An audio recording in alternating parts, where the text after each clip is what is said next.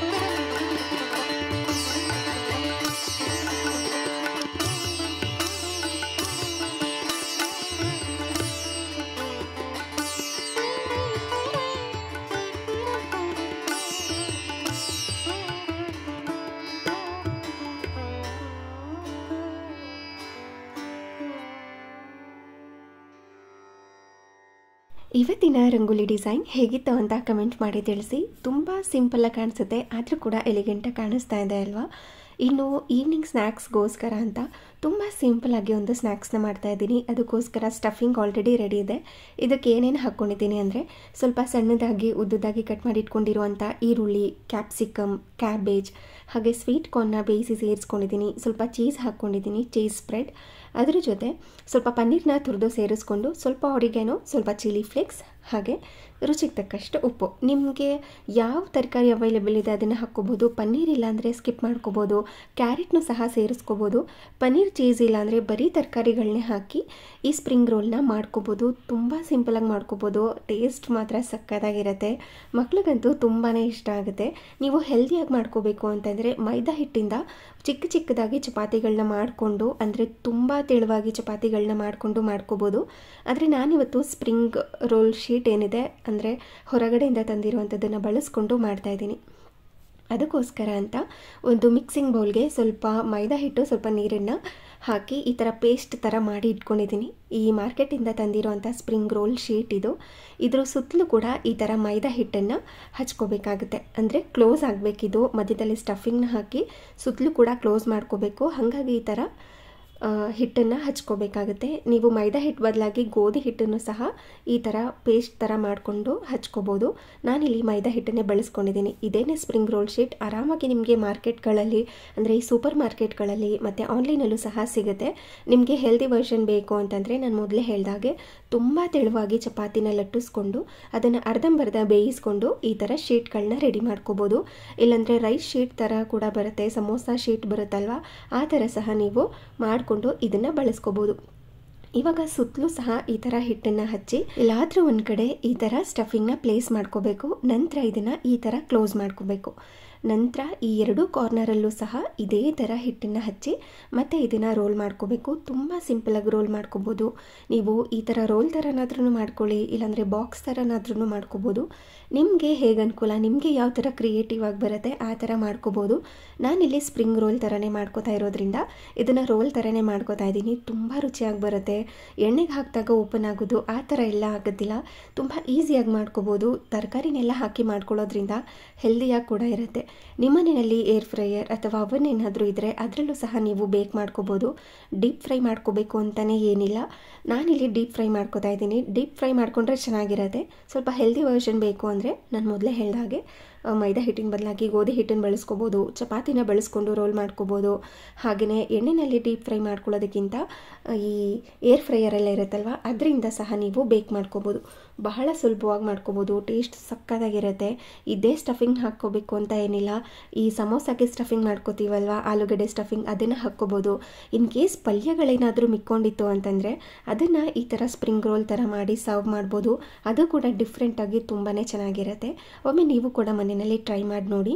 ಮತ್ತೆ ಇನ್ನೊಂದು ಸಾರಿ ಗೊತ್ತಾಗಲಿ ಅಂತ 2ನೇ ಸಾರಿ ಈ ಥರ ರೋಲ್ ಮಾಡಿ ತೋರಿಸ್ತಾ ಇದ್ದೀನಿ. ಸುತ್ತಲೂ ಕೂಡ ಮೈದಾ ಹಿಟ್ಟನ್ನು ಹಚ್ಕೊಳ್ಳೋದ್ರಿಂದ ಎಲ್ಲೂ ಕೂಡ ಓಪನ್ ಆಗೋದಿಲ್ಲ. ಕೆಲವೊಂದು ಸಾರಿ ನಾವು ನೀಟಾಗಿ ಕ್ಲೋಸ್ ಮಾಡ್ಕೊಂಡಿಲ್ಲ ಅಂತಂದರೆ ಎಣ್ಣೆಗೆ ಹಾಕಿದ ತಕ್ಷಣ ಓಪನ್ ಆಗೋ ಚಾನ್ಸಸ್ ಇರುತ್ತೆ. ಹಾಗಾಗಿ ಈ ಥರ ಒಂದು 2ರಿಂದ 3 ಸಾರಿ ರೋಲ್ ಮಾಡಿಕೊಂಡು ಎತ್ತಿಟ್ಕೊಳ್ತಾ ಇದ್ದೀನಿ. ಅದೇ ಥರ ಎಲ್ಲ ರೋಲ್ಗಳನ್ನೂ ಕೂಡ ಮಾಡಿ ರೆಡಿ ಮಾಡ್ಕೊಂಡಿದ್ದಾಯಿತು. ಎಣ್ಣೆನೂ ಸಹ ಕಾಯಲಿಕ್ಕೆ ಇಟ್ಕೊಂಡಿದ್ದೆ. ಇವಾಗ ಎಣ್ಣೆ ಸಹ ಕಾದಿತ್ತು. ಈ ರೋಲ್ನೆಲ್ಲ ಹಾಕಿ ಫ್ರೈ ಮಾಡ್ಕೊಳ್ಳೋದು. ಆದಷ್ಟು ಮೀಡಿಯಮ್ ಫ್ಲೇಮ್ನಲ್ಲಿ ಇಟ್ಕೊಂಡು ಫ್ರೈ ಮಾಡ್ಕೋಬೇಕು. ಮೇಲ್ಗಡೆ ಬೇಗ ಕಲರ್ ಚೇಂಜ್ ಆಗಿಬಿಟ್ಟಿರುತ್ತೆ, ಹಾಗೆ ಕ್ರಿಸ್ಪಿಯಾಗಿ ಆಗಿಬಿಟ್ಟಿರುತ್ತೆ. ಆದರೆ ಒಳಗಡೆ ಎಲ್ಲ ಇರುತ್ತಲ್ವ ಅದು ಬೆಂದಿರೋದಿಲ್ಲ. ಹಾಗಾಗಿ ಮೀಡಿಯಮ್ ಫ್ಲೇಮ್ನಲ್ಲಿ ಇಟ್ಕೊಂಡು ಫ್ರೈ ಮಾಡಿಕೊಂಡ್ರೆ ಮೇಲ್ಗಡೆ ಹಾಗೆ ಒಳಗಡೆ ಎರಡೂ ಸೈಡು ಕೂಡ ತುಂಬ ಚೆನ್ನಾಗಿ ಬೆಂದಿರುತ್ತೆ. ಹಾಗಾಗಿ ಇದನ್ನು ಮೀಡಿಯಮ್ ಫ್ಲೇಮ್ನಲ್ಲಿ ಇಟ್ಕೊಂಡು ಫ್ರೈ ಮಾಡ್ಕೊಳ್ಳಿ.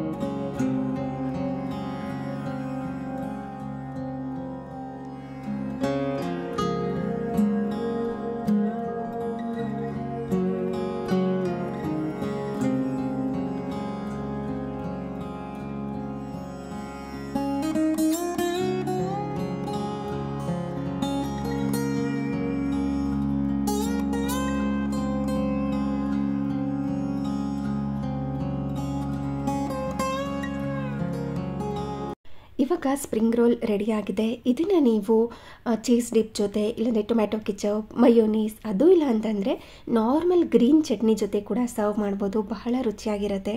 ನೋಡ್ತಿರ್ಬೋದು ಎಷ್ಟು ಕ್ರಿಸ್ಪಿಯಾಗಿದೆ ಅಂತ. ಓಪನ್ ಮಾಡಿ ತೋರಿಸ್ತೀನಿ. ಹಸಿಯಾಗಿ ತರಕಾರಿನ ಹಾಕ್ಕೊಂಡಿದ್ರೂ ಕೂಡ ಒಳಗಡೆ ತುಂಬ ಚೆನ್ನಾಗಿ ಬೆಂದಿರುತ್ತೆ. ಪನ್ನೀರ್ನೆಲ್ಲ ಹಾಕಿ ಮಾಡ್ಕೊಳ್ಳೋದ್ರಿಂದ ಇನ್ನೂ ರುಚಿಯಾಗಿ ಬರುತ್ತೆ. ನೀವು ಬೇಕಿದ್ರೆ ಚೀಸ್ನ ತುರಿದು ಸಹ ಸೇರಿಸ್ಕೋಬೋದು. ಚೀಸ್ ಸ್ಲೈಸಸ್ನ ಹಾಕ್ಕೋಬೋದು. ಇಲ್ಲಾಂದರೆ ಸಮೋಸಗಳು ಮಾಡ್ಕೋತೀವಲ್ವ, ಆನಿಯನ್ ಸಮೋಸ, ಅದನ್ನು ಹಾಕಿ ಈ ಥರ ರೋಲ್ ಮಾಡಿಕೊಂಡು ಸ್ನ್ಯಾಕ್ಸ್ಗಳನ್ನ ಮಾಡ್ಕೋಬೋದು. ಒಮ್ಮೆ ಟ್ರೈ ಮಾಡಿ ನೋಡಿ, ನಿಮಗೂ ಕೂಡ ಇಷ್ಟ ಆಗ್ಬೋದು. ಇನ್ನು ನೈಟ್ ಡಿನ್ನರ್ಗೋಸ್ಕರ ಅಂತ ಮೆಂತ್ಯ ಪಪ್ಪುನ ಮಾಡ್ತಾ ಇದ್ದೀನಿ. ತುಂಬ ಸಿಂಪಲಾಗಿ ಮಾಡ್ಕೋತಾ ಇದ್ದೀನಿ. ಒಂದು ಕುಕ್ಕರ್ಗೆ ಆಲ್ರೆಡಿ ಬೇಳೆನ ಬೇಯೋದಕ್ಕೆ ಇಟ್ಕೊಂಡಿದ್ದೆ. ಅದಕ್ಕೆ ತುರಿದಿಟ್ಕೊಂಡಿರುವಂಥ ಶುಂಠಿ, ಬೆಳ್ಳುಳ್ಳಿ, ಹಸಿಮೆಣಸಿನ್ಕಾಯಿ, ಕರಿಬೇವಿನ ಸೊಪ್ಪು, ಸಣ್ಣದಾಗಿ ಕಟ್ ಮಾಡಿ ಇಟ್ಕೊಂಡಿರುವಂಥ ಈರುಳ್ಳಿನ ಸೇರಿಸ್ಕೊಂಡು ಹಾಗೆ ಸಣ್ಣದಾಗಿ ಕಟ್ ಮಾಡಿ ಇಟ್ಕೊಂಡಿರುವಂಥ ಟೊಮ್ಯಾಟೊನ ಸೇರಿಸ್ಕೊಳ್ತಾ ಇದ್ದೀನಿ. ನಂತರ ಇಲ್ಲಿ ಮೆಂತ್ಯ ಸೊಪ್ಪನ್ನು ಕಟ್ ಮಾಡ್ಕೊಂಡ್ಬಿಟ್ಟಿದ್ದೀನಿ.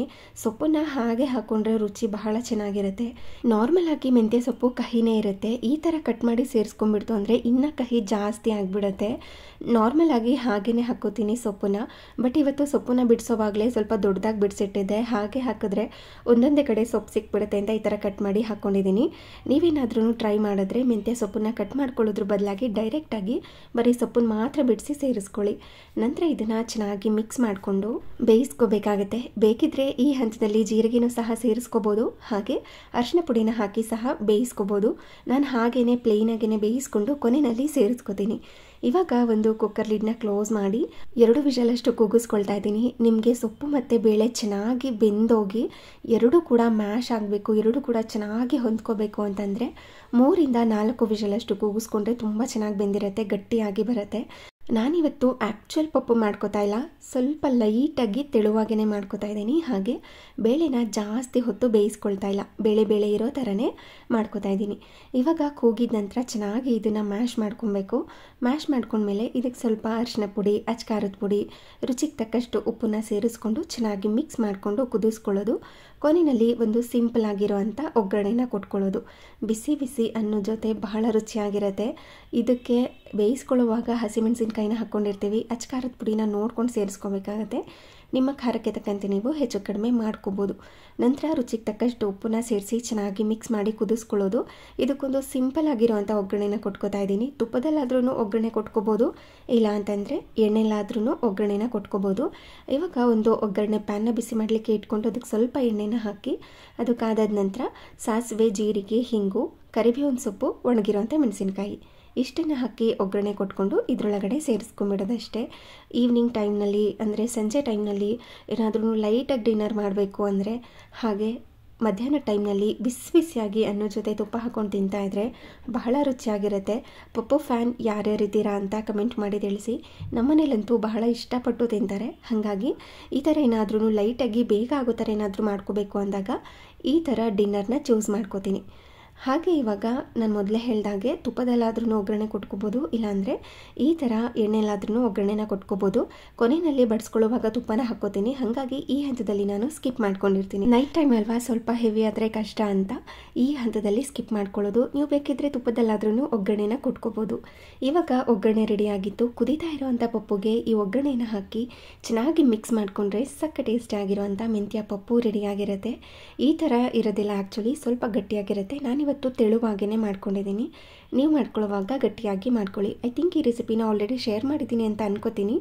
ಒಮ್ಮೆ ಓಲ್ಡ್ ವೀಡಿಯೋಸ್ನ ಚೆಕ್ ಮಾಡಿದ್ರೆ ನಿಮಗೆ ಗೊತ್ತಿರುತ್ತೆ.